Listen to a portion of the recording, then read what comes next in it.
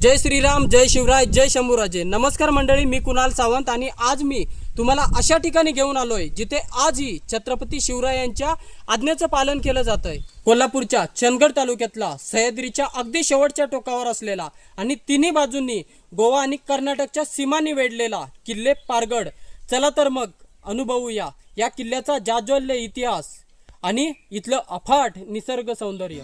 चंदगड पासून साधारण 28 ते 30 किलोमीटर अंतरावर हा किल्ला आहे. इथला रस्ता घनदाट जंगलातून जातो. विशेष म्हणजे या किल्ल्याची रचना अशी आहे की जोपर्यंत तुम्ही अगदी जवळ पोहोचत नाही तोपर्यंत किल्ला दिसतच नाही. म्हणूनच याला लपलेला किल्ला सुद्धा म्हटलं जातं.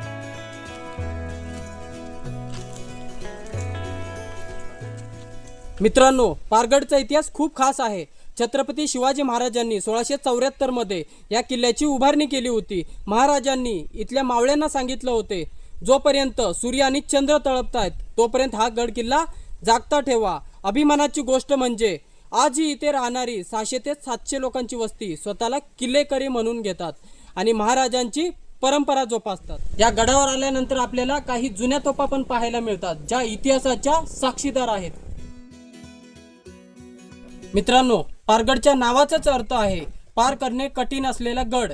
या किल्ल्याचं सर्वात मोठं वैशिष्ट्य म्हणजे हा किल्ला अजय राहिला. औरंग्याने ह्या किल्ल्यावर बरेचदा प्रयत्न केले हा किल्ला काबीज करण्यासाठी, पण इथल्या मावळ्यांनी रक्ताचं पाणी करून या गडावर कधीच परकीय पाऊल पडू दिलं नाही. म्हणूनच या किल्ल्याला स्वराज्याचा शेवटचा निधडा पारेकारी मानलं जातं.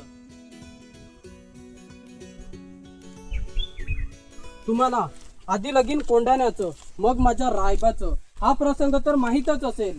स्वराज्यासाठी, तुमच्या आमच्यासाठी नरवीर तानाजी मालुसरे यांनी स्वतःच्या प्राणाची आहुती दिली आणि त्यांचा मुलगा रायबा मालुसरे आणि त्यांचे वंशज पुढे या पारगडचे रक्षणकर्ते बनले.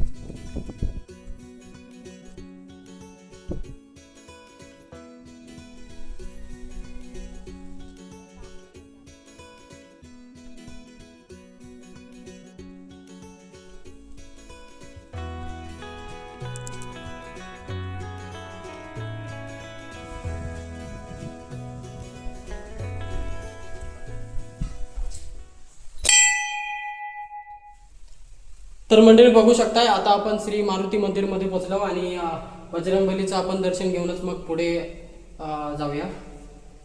बजरंगबली की जय.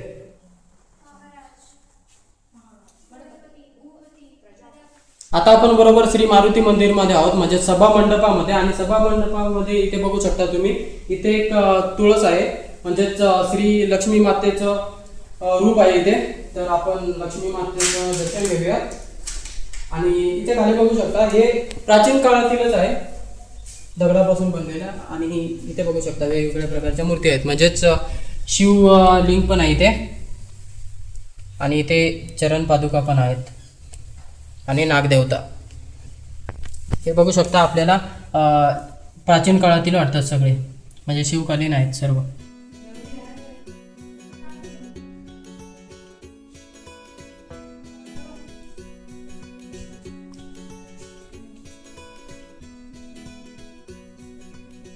मित्रांनो, कोणत्याही शिवकालीन किल्ल्यावर गेलात की दरवाजापाशी किंवा मुख्य भागात तुम्हाला मारुतीचे मंदिर नक्कीच दिसेल.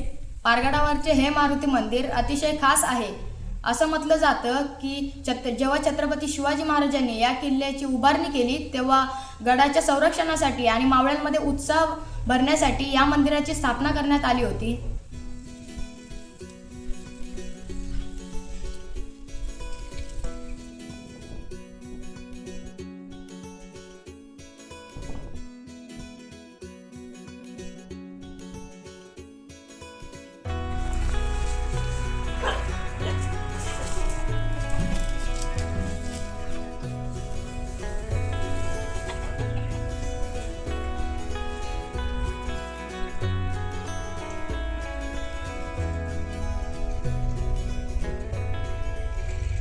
आता आपण आलो आहोत पारगडच्या सर्वात पवित्र ठिकाणी, आई भवानी माताचं मंदिर.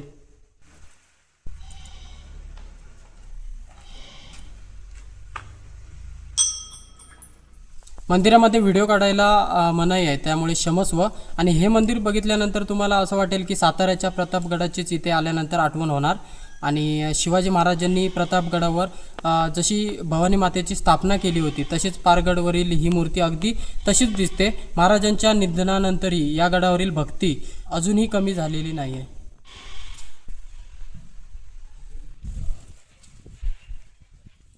पारगड हा अजय राहण्यामागे इथलं घोडदळ आणि पायदळ यांचा मोठा वाटा होता. गडावर घोडेस्वारांसाठी खास पागा बांधल्या होत्या.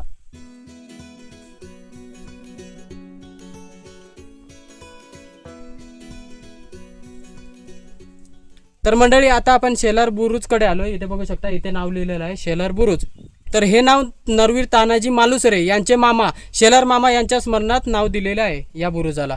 आपल्याला सर्वांना माहिती आहे की कोंढाण्याच्या लढाईमध्ये तानाजी मालुसरे पडल्यानंतर 80 वर्षांच्या शेलार मामांनी ज्या जिद्दीने लढाई चालू ठेवली होती आणि गड जिंकला होता, त्या शौर्याचा सन्मान म्हणून छत्रपती शिवाजी महाराजांनी या पारगडाच्या एका मुख्य बुरुजाला शेलार मामांचे नाव दिले होते. बघू शकता. आणि आता आपण थोड्याच वेळात याच बुरुजावरून शिवगर्जना देणार आहोत. अस्ते कदम, अस्ते कदम, अस्ते कदम, वज्रजुडो लंकृत राजमाता राष्ट्रमाता पुण्यश्लोक मासाहेबांचा विजय असो, पुण्यश्लोक मासाहेबांचा विजय असो. महाराज गणपती भूपती प्रजापती गजाश्वपती सुवर्ण रत्न श्रीपती अष्टवदान जागृत अष्टप्रधान वेष्टित न्यायालंकार मंडित शस्त्रास्त्र शास्त्र पारंगत राजनीती धुरंधर प्रौढ प्रताप पुरंदर क्षत्रिय कुलावतांस सिंहासनाधीश्वर महाराजाधिराज श्रीमंत श्रीमंत श्रीमंत श्री श्री श्री छत्रपती श्री शिवाजी महाराजांचा विजय असो, छत्रपती श्री शिवाजी महाराजांचा विजय असो. धर्मशास्त्र पंडित ज्ञान गोविंद सर्जा रणधुरंदर मुघल संहारक हिंदू धर्म रक्षक धर्मवीर छत्रपती श्री संभाजी महाराजांचा विजय असो, धर्मवीर छत्रपती श्री संभाजी महाराजांचा विजय असो. नमो पार्वती पतये हर हर महादेव. जय श्रीराम जय श्रीराम, जय जय श्रीराम जय जय श्रीराम. पवनपुत्र हनुमान की जय. तर मंडळी, आता आपण श्री महादेव मंदिर मध्ये आलोय. तर आता आपण श्री महादेवांचं दर्शन घेऊया.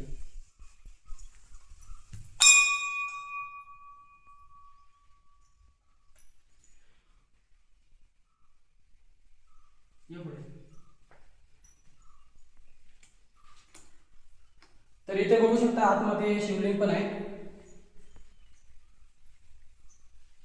इथे जवळच एक तलाव पण आहे, ज्याचं नाव महादेव तलाव आहे. कारण या मंदिरापासून एकदम जवळच आहे.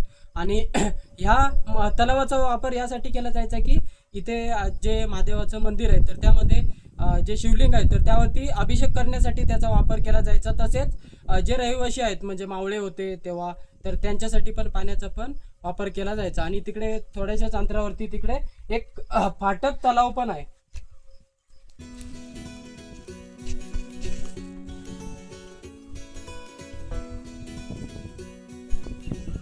मंडळी, या किल्ल्यावरती दाखवण्यासारखं तसेच दर्शन घेण्यासारखं भरपूर काही आहे. पण आम्ही उशिराच आलो होतो आणि आता बराच उशीर झालेला आहे आणि घरी जायला आपल्याला वेळ होणार. त्यामुळे मी इथेच थांबतो आणि भविष्यामध्ये जर संधी मिळाली तर नक्कीच व्हिडिओ कंटिन्यू करेन. तर आजचा हा व्हिडिओ आवडला असेल तर नक्कीच लाईक करा, कमेंट करा आणि सगळीकडे शेअर करायला पण विसरू नका. चला तर मग, जय श्रीराम. जय श्रीराम, जय जय श्रीराम.